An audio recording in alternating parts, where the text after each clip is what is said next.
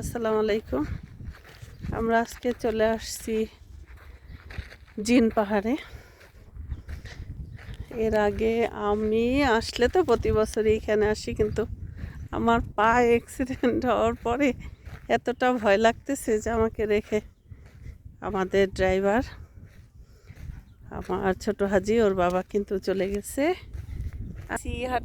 হাঁটতেছি চলে আসছি জিন পাহাড়ে আমার বড় ছেলেকে ছাড়া। আমার বড় ছেলেটা আসলে আমার তো কষ্টই হয় না, প্রতিটা জিনিস আমার দিকে এতটাই খেয়াল রাখে। তো আলহামদুলিল্লাহ আমি আমার বড় ছেলে ফাহিমকে অনেক মিস করতেছি। বাবা আমার দিকে অনেক অনেক অনেক খেয়াল রাখে আলহামদুলিল্লাহ। এই যে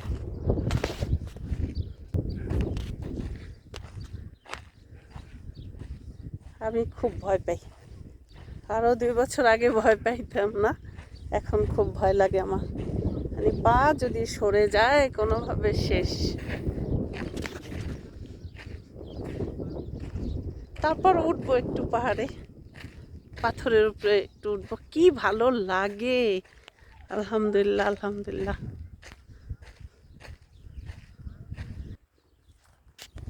বাবা ভয়ানক কাটা, দেখছো? আর ফলগুলো কেমন লাল, অনেক হয়েছে, অনেক অনেক। দেখছো মুইন? হ্যাঁ, আমরা এই যে গাছটা, এই গাছটা কিন্তু উটের খাওয়ার, এই যে পাতা ছোট ছোট এগুলা সব উঠে খায়, কিন্তু গাছে অনেক কাটা।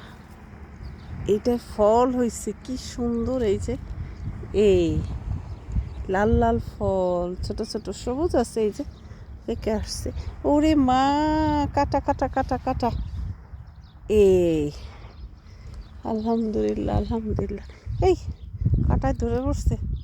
ও বাবা, আমার ওড়নাটা ছিঁড়ে যাবে, দেখছো? নিচেও কিন্তু পড়ে আছে। এই যে এই বিসমিল্লাহ, এই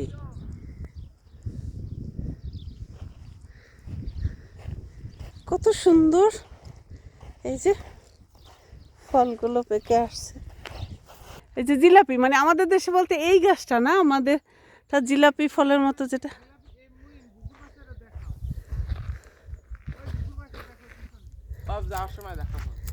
ও দেখছো কি সুন্দর।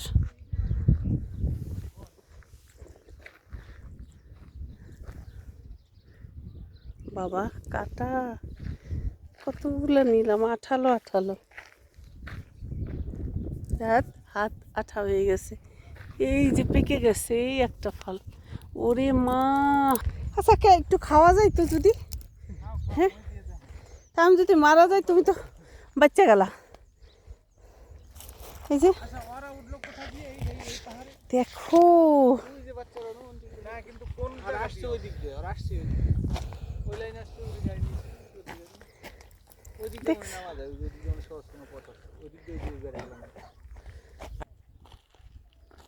চলো একটু পাহাড়ে।